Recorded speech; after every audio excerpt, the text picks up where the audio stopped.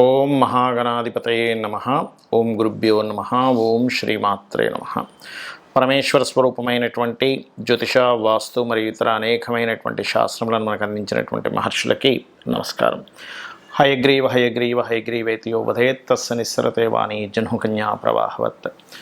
అరుణాం కరుణాతరంగితాక్షీం ధృతపాశాంకుశపుష్పబాణచాపాం అనిమాదిభిరావృతాం మయూకైః అహమిత్యేవ విభావయే భవానీం. శ్రీమాత్రే నమః. ప్రేక్షకులకి ఆ లలితాంబిక అమ్మవారి యొక్క అనుగ్రహం పరిపూర్ణంగా కలగాలని మనస్ఫూర్తి కోరుకుంటూ మనం ఈరోజు శని వక్రగతి వల్ల ద్వాదశ లగ్నాల వారికి మరియు ద్వాదశ రాసుల వారికి, లగ్నం తెలియని వారి రాశిని చూసుకోండి, ఏ విధమైనటువంటి లాభములు ఉంటాయి మరియు పర్టికులర్ లగ్నం వాళ్ళు ఏ రెమెడీ చేసుకుంటే బాగుంటుంది అనేటువంటి విషయాలను ఇప్పుడు మనం తెలుసుకుందాం. మకర లగ్నము, మకర రాశి. మకరం వారికి కనుక చూసుకున్నట్లయితే శని ఇచ్చేటువంటి మంచి ఫలితాలు, జాగ్రత్తలు చెప్తానండి మీకు. శని యొక్క ప్రభావం 2 నుంచి లగ్నంలోకి వస్తుంది. దీనివల్ల ఏంటంటే కొంత శ్రమనిస్తాడు, కాకపోతే కొంత అవకాశాలు కూడా ఇస్తాడు ఎప్పుడైనా లగ్నంలోకి శని వచ్చేటప్పుడు. అయితే ఇక్కడ మిగతా ఏ అంశాల్లో బాగుంటుంది అంటే ఉద్యోగ అవకాశాలు రావడం, అందులో ముఖ్యంగా క్రియేటివ్ ఫీల్డ్లో ఉండేటువంటి వారికి మరింత మంచి అవకాశాలు వస్తాయి. ఉద్యోగంలో కానీ, ఏదైనా డైరెక్షన్ ఫీల్డ్లో కానీ, కెమెరా ఫీల్డ్లో కానీ ఎక్కువ అవకాశాలు వచ్చేటువంటి ఛాన్సెస్ ఈ శని వక్రగతి ఇస్తుంది. దీంతోపాటు రుణ సంబంధించినటువంటి విషయంలో ఓ దగ్గర డబ్బులు తీసుకొని వాళ్ళు ఇబ్బంది పెడుతున్నారు, ఇంకో దగ్గర తీసుకొచ్చి వాళ్ళకి అడ్జస్ట్ చేయడానికి వీటికి బాగుంటుంది. ఉన్న ప్రాంతం కాకుండా ఇతర ప్రాంతాలకి, అందులో ముఖ్యంగా మార్కెటింగ్ రంగాల్లో ఉండేటువంటి వారికి, ఫ్యాషన్ రిలేటెడ్ రంగాల్లో ఉండేటువంటి వారికి ఈ యొక్క శని వక్రగతి మీకు యోగిస్తుంది.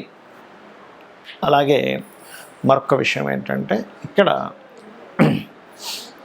ఈ శని వక్రగతి వల్ల మీకు పర్టికులర్గా ఈ కాంబినేషన్ ఏదైతే ఉందో మరి జాగ్రత్తలు ఏం తీసుకోవాలి ఇలా శని వక్రగతి ఉన్నప్పుడు అంటే, సహజంగా అందరూ ఏమనుకుంటారు శని మాకు లగ్నాధిపతి కదంటే ఎక్కువ ఇబ్బంది పెట్టడం అంటూ ఉంటారు. అది కొంతవరకు ఫేవర్ ఇస్తాడు, ఒక 10%.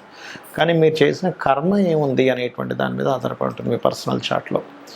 అయితే ఇక్కడ ముఖ్యంగా కమ్యూనికేషన్స్ చేసేటప్పుడు ఏదైనా రియల్ ఎస్టేట్ లేకపోతే కన్స్ట్రక్షన్ కంటే కూడా రియల్ ఎస్టేట్లో భూములు కొనుగోలు, అమ్మకము, లేదా రైతులు, ఇన్వెస్ట్మెంట్స్, పర్టికులర్గా స్కూల్స్, కాలేజ్లో ఇన్వెస్ట్మెంట్ చేసేటప్పుడు వివాహ సంబంధించినటువంటి అంశాలలోని ఇటువంటి విషయాల్లో జాగ్రత్త చూసుకుంటూ ఉండాలి ఇక్కడ. అలాగే మరొక విషయం ఏంటంటే ఇక్కడ వీటితో పాటు ఈ యొక్క వక్రగతి వల్ల కలిగేటువంటి ఫలితాల్లో ముఖ్యంగా ఏదైతే ఇక్కడ చూడండి, శని ఎప్పుడైతే రాశి వైపు వస్తుంటాడో కొంతవరకు కుటుంబ సభ్యుల యొక్క కొత్త బాధ్యతలు కూడా ఇస్తూ ఉంటాడు ఇక్కడ. అంటే ఆ బాధ్యతలు కాస్త పెరగడం కానివ్వండి, కొంచెం ఫైనాన్షియల్ స్ట్రెస్ కూడా ఇస్తాడు, మనీ కూడా ఇస్తూ ఉంటాడు, ఎందుకంటే శనే తన ఓన్ లార్డ్ కాబట్టి. అయితే ఈ యొక్క విషయాల్లో ఇబ్బంది తక్కువగా ఉండాలి అంటే మీరు కాస్త నూనె ఉంటుంది, ఆయిల్ని దానంగా ఇవ్వడము, రెగ్యులర్గా లలిత అమ్మవారి యొక్క ఆరాధనలో ముఖ్యంగా ఓం అనాకలిత సాదృశ్య చుబుక శ్రీ విరాజితాయే నమః అనే నామస్మరణ చేసినట్లయితే బాగుంటుంది. మరియు గోవులకి క్యారెట్స్, బెల్లము, ఉలవలు దానంగా తినిపిస్తూ ఉండండి. క్యారెట్స్, బెల్లము మరియు గ్రాసం కూడా తినిపించవచ్చు. మరియు అదేవిధంగా ఎక్కువగా అమ్మవారి యొక్క ఆరాధన, ఇందాక నేను చెప్పిన మంత్రం పఠించండి, అన్ని విధాలా బాగుంటుంది. కొంతమందికి లగ్నం కానీ, రాశి కానీ, నక్షత్రం కానీ తెలియదు. అటువంటి వారు ఏ పరిహారం చేసుకోవాలి, ముఖ్యంగా అటువంటి వారు ఏ జాగ్రత్తలు పర్టికులర్గా తీసుకోవాలి శని వక్రగతిలో ఉన్నప్పుడు అంటే దేని మీద జనరల్గా అందరికీ ఎఫెక్ట్ చూపిస్తుంటుంది అంటే ఇన్వెస్ట్మెంట్స్. మనం ఎక్కడైనా ఒక ఇన్వెస్ట్మెంట్ చేస్తున్నప్పుడు అది ల్యాండ్ కానివ్వండి, చదువు మీద కానివ్వండి, బిజినెస్ మీద కానివ్వండి, ఇన్వెస్ట్మెంట్ చేసేటప్పుడు కాస్త చూసి ఇన్వెస్ట్మెంట్స్ చేయాలి అనేటువంటి చూపిస్తుంది. అదేవిధంగా శని వక్రించినప్పుడు ఏంటంటే పర్టికులర్గా దాని యొక్క ప్రభావం అనేటువంటిది పితృస్థానము మాతృస్థానాలు అంటారు. అంటే రవిచంద్ర రాసుల మీద దాని ప్రభావం ఉంటుంది.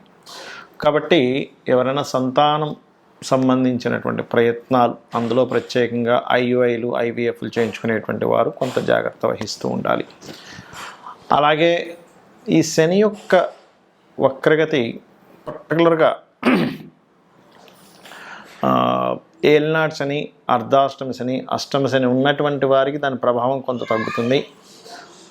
అది ఏ రాశుల వారికి అంటే, ఇప్పుడు చూడండి, మనకి ఈ మకర రాశి ఉందనుకోండి, మకర రాశి వారికి ఏలినాటి శని లేదు, వెళ్ళిపోయింది. కానీ వక్రగతి వెనక్కి రావడం వల్ల మకర రాశి వారికి కొంత ఏలినాటి శని ప్రభావం ధనస్థానం మీద పడుతూ ఉంటుంది.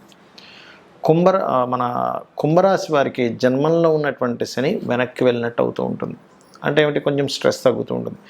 మీనం వారికి ఏలినాటి శని ప్రారంభమై 1.5 year అయినప్పటికీ ఇప్పుడు మరలా ఏలినాటి శని లేని ప్రభావం కనిపిస్తూ ఉంటుంది. అలాగే కర్కాటకం వారికి అష్టమ శని ప్రభావం తగ్గడము, వృశ్చికం వారికి అర్ధాష్టమి శని ప్రభావం తగ్గుతూ ఉంటుంది. అయితే ఇక్కడ మీరు అర్థం చేసుకోవాల్సిన విషయం ఏంటంటే, శని భగవానుడి యొక్క మహాదశ నడుస్తున్నా, ఏలినాటి శని, అర్ధాష్టమి శని, అష్టమి శని నడుస్తున్నా ఏమీ కంగారు పడాల్సిన అవసరం లేదు. ఆయన ఏమీ మిమ్మల్ని హింసించడు. ఒకటే గుర్తుపెట్టుకోండి, ఆయన కర్మనిస్తుంటాడు. కర్మ అనేటువంటిది మనం చేసేటప్పుడు శ్రమ అనేటువంటిది ఖచ్చితంగా ఉంటుంది. ఎందుకంటే శని భగవానుడు శ్రమకారకుడు, కర్మకారకుడు, ఆలస్యానికి కారకుడు, మందుడు అంటూ ఉంటారు జ్యోతిష్ శాస్త్రంలో. అందుకని ఏమిటి, కాస్త శ్రమ ఆలస్యం అవుతుంది, ఇంతే గుర్తుపెట్టుకోండి. మనం చూడండి, ఏదైనా ఒకటి ఇన్ఫర్మేషన్ ముందే మనకి ఇది ఇప్పట్లో రాదు, కొన్ని రోజులు టైం పడుతుంది అని ముందుగా మనం ఫిక్స్ అయ్యామనుకోండి ఏదైనా ఒక విషయంలో, మనం అప్పుడు ఇబ్బంది పడం. అలా కాకుండా ఈరోజే వచ్చేస్తుందండి మనకు ఆ రిజల్ట్, లేకపోతే ఈరోజే మనం దాన్ని మనీ ఇస్తాను, వ్యక్తి ఇచ్చేస్తాను అన్నాడు అన్నప్పుడు మాత్రమే అది రేపటికి పోస్ట్పోన్ అయితే మనం స్ట్రెస్ ఫీల్ అవుతాం. అలా కాకుండా ఓ వారం 10 రోజుల్లో వస్తుందని మనం ఫిక్స్ అయితే, ఒక రేపు వచ్చింది అనుకోండి ఆ రిజల్ట్, మనకు రావాల్సిన లాభము, అప్పుడు అదే తొందరగానే వచ్చింది అనుకుంటాం. అలా ఏంటంటే ఈ రాసుల వారు పర్టికులర్గా ఈ 4.5 నెలలు అంటే ఎవరెవరు, ఇప్పుడు ఈ మిథున రాశి వారికి అష్టమ శని యొక్క ప్రభావం పడుతూ ఉంటుంది ఈ వక్రించడం వల్ల. అలాగే తులా లగ్నమ తులారాశి వారికి అర్ధాష్టమ శని ప్రభావం పడుతూ ఉంటుంది, ఏది పంచమంలో శని ఉన్నప్పటికీ వక్రించడం వల్ల. మరియు ఈ యొక్క ధనస్సు వారికి ఏలినాటి శని ఎండింగ్లో ఉండే ప్రభావం పడుతూ ఉంటుంది వక్రించడం వల్ల. వీరు కొంత జాగ్రత్త వహిస్తూ ఉండాలి. అలాగే ఇక్కడ ముఖ్యమైనటువంటి విషయం ఏంటంటే, చాలామంది వాళ్ళ జన్మజాతకంలో ఉన్నటువంటి ప్లానటరీ పొజిషన్స్ ఏమిటి, పిఏసి అంటారు, అంటే ప్లేస్మెంట్ ఆస్పెక్ట్ కంజంక్షన్ ఏమిటి, మహాదశ ఏం నడుస్తుంది, ఏ గ్రహం బలంగా ఉంది, ఏ గ్రహం బలహీనంగా ఉంది అనేటువంటి విషయాన్ని పరిశీలించడం మానేసి కాలసర్పదోషం ఉంది, లేకపోతే సర్పదోషం ఉంది, లేనట్లయితే ఏలినాటి శని నడుస్తుంది, ఇంకోటి ఏదో స్త్రీదోషం ఉంది, పితృదోషం ఉంది, అందుకే నేను జీవితంలో ఎదగలేకపోతున్నాను అనుకుంటారు. అది కేవలం ఆ పార్ట్ వరకే.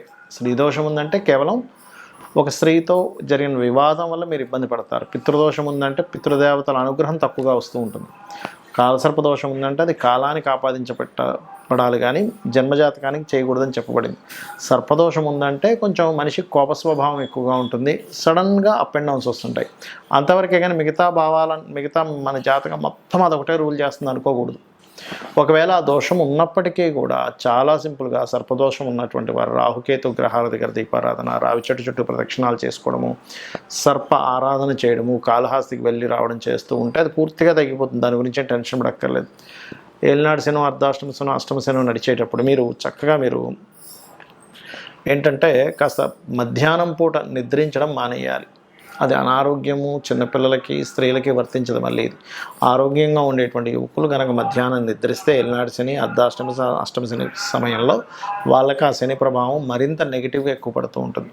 వాకింగ్ ఎక్కువ చేయడము, ఎక్కువ శ్రమించడము, ఇట్లాంటివి చేస్తూ ఉండాలి. అప్పుడు దాని ప్రభావం అనేటువంటిది పడదు. అదేవిధంగా స్త్రీ శాపం ఉంటుంది. అంటే శుక్రుడు పాడైనప్పుడు సర్వసాధారణంగా అనవసరంగా మీరు స్త్రీలతో గొడవలు పెట్టుకోకూడదు.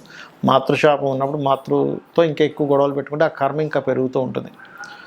పితృశాపాలు ఉన్నప్పుడు తండ్రితో ఎక్కువగా గొడవలు పెట్టుకోకూడదు. ఇవన్నీ ఏంటంటే ఈ గ్రహాలు ఇవి ఎందుకు ఇలా ఏర్పడ్డాయంటే పూర్వజన్మలో చేసుకున్నటువంటి కర్మ ఆధారంగా ఇవి ఇలా వచ్చాయి.